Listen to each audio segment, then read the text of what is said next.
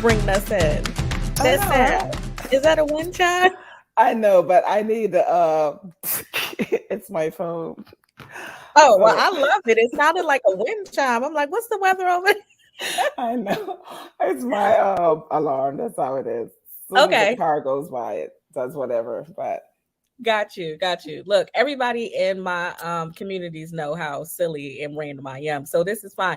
Y'all are here. Y'all are watching the Parenting and Bonding with Children's Books podcast. Thank you for joining us. So on this show, we believe and we know that books are magic and they have the power to transform homes. On this podcast, we talk to the authors behind the magic to find out their true intentions behind the books. We are here tonight with author and educator Winsome Bingham. I didn't ask you how to pronounce your last name. Say your it's name for Bingham. us. Winsome Bingham. Bingham. Winsome Hmm. Bingham. Thank you Yeah. so much for being here with us. Wow. Thank you for having me. I'm so excited.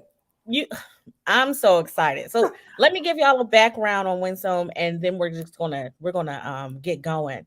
So she is a soul food connoisseur and master cook. That's enough for me.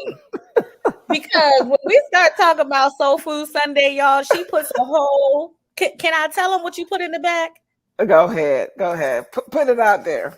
She put her mac and cheese recipe in the back. Let me tell you. Listen, I feel like someone said to me, Sorry, like, I'm having trouble hearing. Can you say that again? when I'm not talking to We Alexa, weren't talking to her. and when I'm not talking to her, she comes Yeah. on. And when I'm We talking know to it. her, she never responds. No one mentioned her, but she's out the door. She just don't know it yet. I'll deal with her, and I apologize, everyone. No, it But happens to everybody. someone said to me, "Why you gave away your secret recipe?" And I'm like, "Why is it a secret? Recipe should never be a secret. If you're inviting me over and you say, well, what do you, I like mac and cheese, please cook it and cook it right." That's all I'm saying.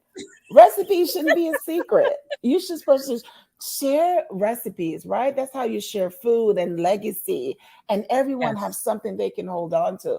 So it's not a problem for me. There isn't a secret to this recipe. It's just good mac and cheese. And I love good mac and cheese. So I Yes. figure everyone and kids love mac and cheese. So why should they learn how to cook it? It's my first step and my gift to them being self-sufficient. Mm. Please enjoy. I love it. I love it. And I have to tell you, we use different cheeses. And so I was looking and I was like, all right, I'm gonna try some new cheeses this time around and see what it's like. Yeah. Yeah, because the good thing about food is when you think about recipes in Jamaica, we was like, it's a every mistake becomes style, right? Because you Yeah. mess up and something new happens, but you can go out your box a bit and try different things, right? Just try Mm. different things. Mac and cheese is so hearty. I always laugh when people like, well, mac and cheese pasta is Italian. I'm like, well, the Asian develop pasta, but okay, go off. Like Mhm. we're so entitled to claim food as our own. Like Yeah. it's only one group have this. I like to make lasagna. I love it. And I put all kinds of stuff in it. I put Caribbean stuff. I Mhm. put American stuff because it's food. It's just Yeah. blending all these things for something that's pleasurable to the tongue and the taste Yeah. bud. So yeah, experiment. Yes. Yes. I love that. Yeah. So So if that wasn't enough, there is so much more to Winsome, and I'm going to share it with y'all. So she is a U.S. Army War and disabled veteran. Thank you for your Mhm. service. Thank you. She's a teacher by trade and at heart. She received both bachelor's and master's degrees in education with more than 15 years of teaching experience. And let me tell Mhm. y'all, this shines through in Soul Food Sunday when you see the different writing elements technical elements that she added into her book for your children. Okay. And an MFA in writing for children and young adults from Vermont College of Fine Arts. She will be writing on a deck while waiting patiently with the camera to capture a submarine shooting out of the water. That is an interesting line. Tell us about that. Yeah, so was living in a condo in Groton, Connecticut, which is the submarine capital of the world. It's right down from the Navy base. Mhm. And you can see submarines. Yeah. You always try to catch up. I'm always, because whenever I see them, I know I'm going to have a great day. Like it's Okay. my sign that this day is going to be the best day. Mhm. And I'm always, it was a big bay window, and I'm always passing, like if I go to the kitchen or, and I see cars lined, I'm like, oh my God, it's a submarine. And I'm running to get my camera just so I can capture that moment. But I feel like they're just so magical because you don't get to see them often, but they just always make me feel amazing. Okay. Thank you so much for sharing that. Yeah. So, if you guys are not familiar with Winsome's name, this is because her book is pretty new. It Yes. dropped in November, right? Hmm. In November, and it came across my radar because it just got all this attention like immediately. Like it dropped, and then I was seeing it everywhere. I know my friend is like, she would come in, she was like, I log on to Facebook and your book is there. I log on to Instagram. I'm like, and I'm not even on Facebook. I'm like, really? And everywhere you look, she was seeing because it was supposed to come out in September. And in Hmm. September, we learned that it was pushed back because of Hmm. the supply chain, was sitting in the water somewhere. But then Audible released I did the audiobook, and Audible released the audiobook anyway. Hmm. And then after a while, I think they took it down and waited. But my team at Abrams must really love me because people were telling me, like, your book is everywhere. And I was like, it is, because I'm really on Twitter and wherever. But yeah. And I'm excited because even the New York Times chose it as one of the best books of 2021. I'm like, wait, it's only been Y'all, out 2 weeks. So I'm excited, for but that.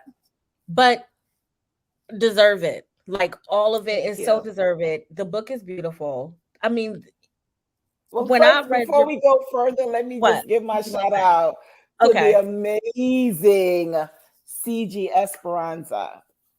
CG, the I see illustrator, you. he's a Bronx artist, Yeah, amazing. He also has a book came out this year, Boogie Boogie, y'all. Check it out.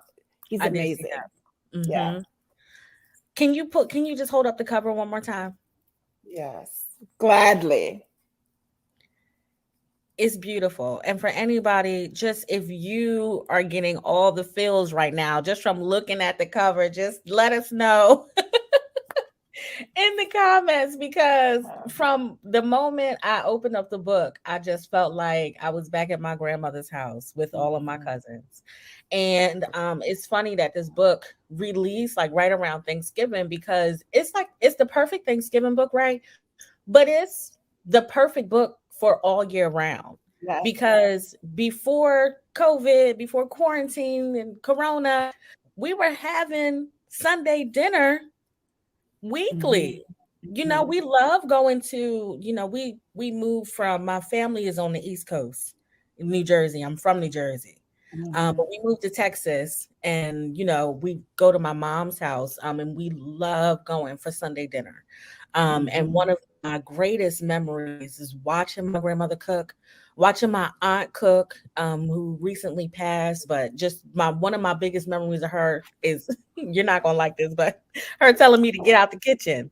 Get out the kitchen for you flatten my pies. Get out the kitchen for you flatten my cakes. Don't be Wow. slamming doors. And goodness, just nostalgic. And Mhm.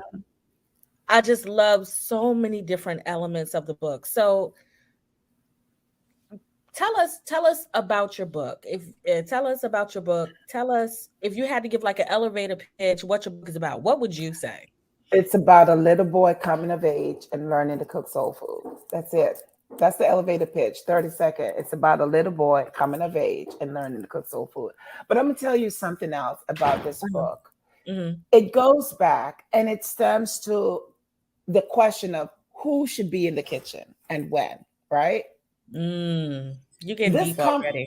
Well, this conversation is like people tell you, well, boys shouldn't be in the, why not?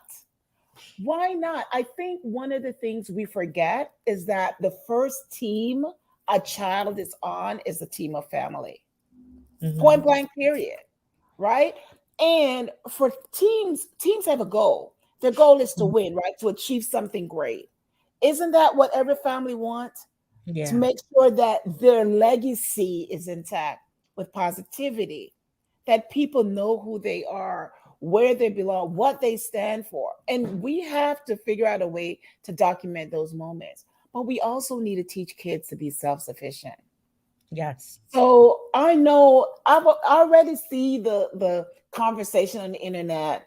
Boys shouldn't be cooking. Yes, they should. They have to eat because strong women are raising their daughters to be Mhm. independent and not cater to you. Like we're a team. Let's get in it. Let's cook together so we can eat together. So Yes. having that conversation of who gets to do what is Mhm. very important. But it's never too early to teach kids to be self-sufficient. Never too early. Yes, I agree. It's never too early. Y'all know, watching, I'm a single mom of one, and my son Aidyn, he's 7, but he seasons chicken better than I do because Yes. I started teaching him from a young age, how to Yeah. cook and how to handle himself in the kitchen. Because preparing everything we do is preparing them for the future, and I Yes. don't want him out here looking for a relationship just because there's so many things he doesn't know how to do himself. Yeah. You know, I Yes. want him to be I want him to be self-sufficient. So Mhm. these things are important, and I love seeing the young man in the kitchen with his grandmother, but almost equally to that, I just love seeing the way she handled her grandson in the kitchen because Yes. she gave him direction, but then she Mhm. let him be. Yes. Let him be, and she just said, when you finish, baby, Come see me. come see me when you finish. So what, Nick, because that was repeated throughout the book. Mhm. So tell us, where Mhm. did that come from? So when I was learning to cook, I learned to cook over the phone. And every summer we would go to New York, and my Hmm. cousin had a baby. She had to work, and me and my sister would take care of her son. But she would leave stuff out for us to cook. So I would have to call her mom, Yeah. Aunt Peggy, and say, okay, today Barbara left this. Okay, what do I need to do? And so she'll tell me over the phone, okay, she's Jamaican. Okay, do this. Da, da, da, da, da, da. And when you're done, call me back, right? So I would do whatever she told me to do. And when I was done, I would call her back. Okay, you did that, baby? Yeah, good job. Now, do this. Da, da, da, da, da, da. And when you're done, call. Like everything I learned how to cook, she taught me how to cook over the phone. Hmm. Every day, something different, Hmm. something new. But that's how I learned. But it was so important that for you to model and allow them to be.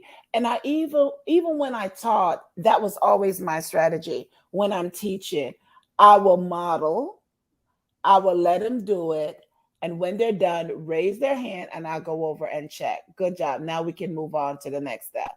Hmm. Those, it's procedural, but it's also a skill for kids to learn how to do something and make sure they do it right. Hmm. Right? You don't wait for them to get far ahead and then you come back. You did it all wrong. No, step by step, teach them each step.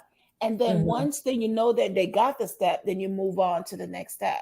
Yeah. Because direction, it can be tricky, right? Hmm. And some things, if we're making a peanut butter and jelly sandwich, it doesn't matter if we do the bread, the peanut butter, then the jelly and squish it together, or you do Hmm. it the other way around. It's commutative. It doesn't matter the order, right? It's you're still gonna basically get the same stuff, Yeah. as long as you put your bread first, of course. But certain recipes, you need to go step by step, and it needs to be very precise. Yeah. So that precision is important, and kids need Hmm. to understand that as well. Okay. Okay. I agree with that. And you gave us some cooking tips, and this is not even my next question, but it came to my mind as you Mhm. were talking. I But when you hate talk grape about, greens. I hate it. I hate chewing green how onions. did you know? Chiclet, like it's chiclet. Oh, that drives me nuts. Like, why do people cook grainy greens? And it's simple. They don't understand the chemistry of it. They're Okay. breaking down of the dirt and the particles. Like, if you do this, you won't have it. Because as soon as you lift the greens up, that vinegar and lemon juice, you see all this dirt is just sitting at the bottom of the sink. And I'm like, Mm, yes, because I don't want to taste you today ever. You know what I mean? Yeah, okay. there's some cooking tips because I need to pass them along. So you'll get them, Yes. and they're simple stuff. These are stuff shouldn't be secret, right? We shouldn't be Hmm. holding on to these little hacks. Share them Yes. with the world so everybody can eat healthy and eat great food and be happy. You don't want to Hmm. be the one. Well, I'll bring the greens in, and everyone is like, "Did you? What is this?" And you 2 days later, you still have dirty. You're like, you're eating eggs and it's chomping away like you're crunching on fried onions. Like, seriously, we're not Hmm. gonna do that because we don't have to. You know. Yes. Well, we thank you for that tip. And you this is a question for offline, but for my people in the audience watching, you do like a mix of greens. You don't just use one kind, huh? Yeah, so I love, love, love, love collards. But folks I cook for, they like the other ones. So I figured, Okay. well, let's go ahead and blend them up. But also to stretch them, right? The more Mhm. different greens, like even sometimes if I feel like the greens, because greens, they shrink. I throw in Yeah. cabbage, to stretch them. But they're Okay. little, I like I like the taste, the bitterness just blend in with the savory. I like all Mhm. that. So I mix them just because it's always to me tastier. Um, Thank okay, you. so this episode is dangerous for me because y'all are tapping into another love of mine. So I'm having trouble balancing the two. So bear with me. But I love all things cooking and talking about food and then children's books. So this is like the blend of the year for me, right? Right Yeah. here, this episode. All right, so let's get back to the book. You're an educator by Mhm. trade and at heart. And I noticed that you put so many different technical like writing elements in your book. Can you tell us Mhm. parents and teachers about those elements that you took time to add? Yeah. So I have a two bachelor's degree. One is in Mhm. mathematics and one is in specific learning disabilities. So it's teaching kids with cognitive deficits. And I first started my teaching career in Broward County schools in Fort Lauderdale, Florida. But one of the things that I noticed when I was reading to my kids, the books that have repetition, they would wait because there's a predictability element. So they're waiting on the edge of their seats where they can scream and yell what's coming next. And it works. It's active participation. They're listening, right? Because they need to know when to chime in and scream and let loose and do all those things. And I let them because they're kids and I want them to enjoy what's going on the page. But repetition works. Repetition, we know repetition works because it's when we were growing up, they want us to memorize our timetable. We repeat it over and over till it stick to our brain. Repetition definitely works. So I use it a lot, but it's also to drive home for kids to understand it's okay. One of the phrase that was repeated so much was the little boys, right? His thing was my hand hurt, my arm aches, but I don't quit. But that's repetition of perseverance because we all know cooking is a chore. It's a chore. It's a lot of movement. Your arm gets tired. It's a lot of moving back and forth. It's a long process. But here, this little boy realized the importance of something that's bigger than him. So he's telling you, my hand hurt, my arm aches, but I don't quit. That perseverance element, he's still going to keep doing it, even though he's dealing with these things. For us, our ancestors know they didn't quit. They kept going. We know our history. We know what our ancestors did, and yet we're still here. So Mhm. perseverance need to be on the page, and it Yes. show up him continue to go on, even though at times he was tired, but he still did Yeah. it. Listen to that moment that you guys can use in your homes with your children to hone in on that's a wonderful bonding moment that you can have with your kids just over that small element. You also there's so much onomatopoeia in your book as well in the I love beginning. Anna. I love it. I So let me just say this. I did a launch, a reading mhm, at my bookstore. And when it was over, there was these two little girls. They don't look like us, and they were just running through the bookstore. Cluck, cluck, cluck, cluck, cluck, cluck. And the mhm, dad looked at me. He said, "You see what you did?" I was like, "But that's good because one, it told me they listen." I love the use of onomatopoeia, especially in mhm. children's book, because it does Yeah. two things. It either revs up the pacing or it Yeah. slows it down. Mhm. And it's fun. It's fun to Yeah. hear. It's fun to make sounds. It's fun for imitation for kids. And it Yes. rolls over the tongue. For me, when I write, I do use onomatopoeia a lot. But if I want to get something, I will say it, I will play it. And this is why phonics is so important. I Mhm. feel so sorry for that generation that schools went to whole language and they just lost this generation of kids that Mhm. and mothers and dads and grandparents who didn't get to experience phonics and digraphs and blends and just learning them and where they come in. Because I even cluck, someone's like, is that even a word? I'm like, no, I made it up, but it's a sound. Like I hear the alarm go Yeah. click click. Like, did you hear that, the Did alarm? you hear it? Right? And they're like, I never thought of how to spell it. I'm like, but I know phonics. So I knew how to spell it. I just sat down. I knew what I wanted to hear and I figure out how to spell it. And it works. Because when I read it, I hear click, click, and they keep going. Yep. Right? So Yep. onomatopoeia is such an effective tool. Even when you're Yeah. teaching your kids to write early, you can Mhm. start off with buzz and swack and whack and you hear these. Now we Mhm. need to Mhm. teach them how to spell it. And when you know phonics, you can group them. Yeah. Letters, right? Consonants plus vowels can turn into words. Words string together make sentences. Many Mhm. sentences make a paragraph, and so on. And then we teach them those steps on the basic form of writing. Mhm. So we talk about parents all the talk to parents all the time in our community about not making like reading feel like work at home, right? We want it to feel fun, but Mhm. onomatopoeia is one of those things that is fun for kids to learn. Like I still remember learning onomatopoeia in school and just like you feel Mhm. empowered to say these words and look for them in your environment to be able to say them. And it makes Mhm. reading, to say it again, it makes reading fun and it enhances story time, as Yes. Winsome is saying. So if you're tired after a long day of adulting, but you have to get that reading time in, which we should be, this book is so fun. Like the words are colorful. Like Winsome Mhm. put so much work into this book, y'all. I can't even tell you. And you hit the jackpot with your illustrator because the illustrations are beautiful. I know that a lot of authors come on, and some of them who have been traditionally published don't have control over the illustrator that they We get. Tell us, don't. Yeah. okay, but you hit the So jackpot.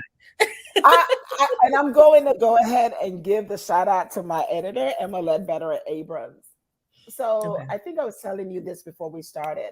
So I wrote this manuscript, and my agent sent it out to editor to publishing houses. And immediately she sent it out, like within 30 minutes, like three people responded and they wanted to buy the book. And so she was like, we're going to auction. So now she gave everybody opportunity who wants to be in on the auction to bid on it. Well, by the time we were done, it's like seven or eight people like went in to bid on the book. Cool. So now it's another process. Now we need to decide who gets to publish it. And so for that, I have to interview them to see who I want to publish the book. So I'm talking to these editors at big houses, Harper, Dial, Penguin, whatever. But I ask all of them the same thing. Who do you see illustrating this book? And so they're telling me, I see such and such because they do Black Joy. I see such and such. But when I got to Emma Ledbetter, I said to her, so who do you see illustrating this book? And she was like, I have an artist I want to work with. She didn't tell me any name. She didn't tell me. And she's like, I have an artist I want to work with. I was like, okay. And so when I eventually chose her, of course, I didn't know who the artist was. But when the first sent the first sketch, I'm like, it just started feeling real to me. Like, oh my gosh, this is my words. Like, you start seeing it on the page, you're seeing these sketches. And once the college sketch came in, I'm like, this dude knock it out the park. Like, this is so beautiful. It's so joyous and joyful. And I needed to see that because this is what Soul Food Sun is about. It's about joy. And the colors, like, it just reek of happiness. That's what I want. So I had no idea who she chose, but she knew it's obvious to me. She knew what she was doing. And I always thought about that too, because they're like, I have an illustrator. She's like, I have an artist. That spoke differently to me. An artist, not an illustrator. I have an artist. And CG Esperanza is just that. He's an artist. And I love it. And I love it. I love it. Every single page. Before the story even starts, when the story starts, the words just come, just everything just comes together, just blends together, just like a soul food dinner. Yep. And it is just wonderful. And I'm so happy to see your book. I'm so happy that it's getting the visibility that it needs. I come across so many different authors just in what we do, right? Mm-hmm. And so many we speak about. I have like this series that I paused on and I need to pick up again, but where we talk about the new Black books on YouTube, right? And I choose traditionally published books, even though I talk to self-published authors all the time. I want to bring more visibility to the Black books that are also traditionally published, because I don't know if authors know that those books are also hard for parents to find. Mm-hmm. They don't get the visibility that they probably should. Yeah, they don't get the marketing. Yeah, they don't get. You're They still right. don't get the marketing. And I've heard from so many black authors that have chosen to self-publish because they've taken their stories with magical storylines and just beautiful stories, books that just speak to joy and not oppressive narratives, and been told that it doesn't speak to the Black experience. Well, I'm Black and this is my experience. Like, what do you mean? I had an agent told me that it wasn't authentic.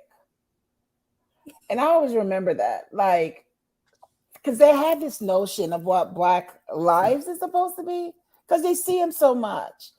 Everybody wants your pain. They want your oppression. They don't want to see you happy. They don't want your joy. And I was telling you that my therapist, her thing is, if we start to focus on what's joyous, the brain over and over, the brain will start holding on to the joy. And when your brain start holding on to your joy, then you can be joyous, right? You can be happy. You can be joyful. You can be triumphant. Like these things, it's all about how our brain process what we see. So it's up to us to fill our lives with joy. There are other factors into play too. I left all that out. But her point to me was, if I keep on reading and indulging into negative stuff, it's going to weigh on my brain and start to weigh on my heart, on my feelings, on my soul. Yeah. We need to start putting that in front of kids. We need kids to start seeing joy, seeing themselves living, solving mystery, being adventurous. Like those things, being fantastical. Because one of the things I feel like, especially with agent, it's hard to navigate publishing without an agent. It's really difficult. It's difficult to navigate without an agent. And I've heard editors say, by the way, I'm an editor now at a publishing house. So for me, I'm always looking for authors to give a break. Like if I find a story I like, I might reach out. I have slid in an author DM and say, hey, I'm such and such, Winsome Bingham at Raycraft Books. You wrote something. Hey, can you tell me more about that? And that author now, I've been meeting with him on Zoom. We've been working through his stories to help him tell a good story. And then I found out my boss was like, we need to let's go ahead and offer him contract for book deals. And I'm like, Yeah, we can do that, but it's difficult. I know that I'm one of the few editors that do this, but at the end of the day, I want Mhm, our kids to see joy on the mhm. page. Yeah, they need it. And They need it. not only just our children, but children of other persuasions or Yeah, children, no, but you're our right, because they children need to love know how it to too. embrace us, right? They Yes, need to know how to embrace us. That's why yes, it's important. Representation do matter, and yes. visibility is key. If they see us living, enjoying life, they see us on adventures, they see us solving mystery, then they'll understand we're just as smart, we're just as daredevilish as you are. Mhm. We're kids, but we truly know that our kids don't get to just roam the world, right? Just freely. Mm, And mm. so in books, they tend to have where the characters is by themselves. I write intergenerational because I know my little black boys and black girls don't get opportunity to just roam the world freely. But I Yeah. still think they need to see this. Like I was telling you, I read this book and it was this little black boy and his grandma and his dad. And after I was done, he turned his grandma and said, Grandma, why you don't do that with me? Right? And she says, "Oh, you want to cook with me?" And Mhm. and he's like, yeah, why you don't do that with me? And his dad like, your job is to go to school. Let your grandma do the cooking. Like, and then that turned a whole nother conversation. Yeah. And of course, I jump in like, oh, so you don't want him to be self sufficient? Is that what you're saying? And we Yeah. got this whole thing. But at the end of the day, representation does matter. Kids need to see themselves on the pages of books so they can understand. And they need to see people like me standing in front of them saying, yeah, I am an author. So they know Mhm. they too can create and tell their stories Yes. and find Yes. their voice in the world. Those things, twofold, they go hand in hand. Being able to see yourself and seeing people create your story, like Mhm. document your heritage, your culture, your tradition. Those things are just as important. Yes. I agree. I agree. And all storylines are important, but getting more books that show Black joy are even more important. We And need not them. just because the books are out there. Hmm. They just need the marketing and the visibility, Hmm. so that seeing Black people enjoying life can become the norm. Yeah, So I feel like I just want people to go and get the book. I agree, I and want they you should. to, They I should want go and get the book, Miss Quinn. They should, right? so Because I feel like this moment for me is this rap moment, right? This hip hop culture mm, where we're gonna start go ahead and document our stride. That's what hip hop is. And yeah. then we see the all these other people that look like us, but they're capitalizing off our pain, of our struggle, of our documentation of our culture and heritage. Cool, good for you. For decades, stories are being told by people that don't look like us. Our stories are being told by people that don't look like us and published. They embrace that. So I am just ecstatic that I have an agent who doesn't look like me. I have an editor who doesn't look like me, but they can embrace what I write and Mhm. understand because there is no question. They know what my goal is. My goal is to memorialize Black joy, but also memorialize our culture. These things we live, we do. We gather on Sundays, we play spades, we eat food, we talk trash. We do that, right?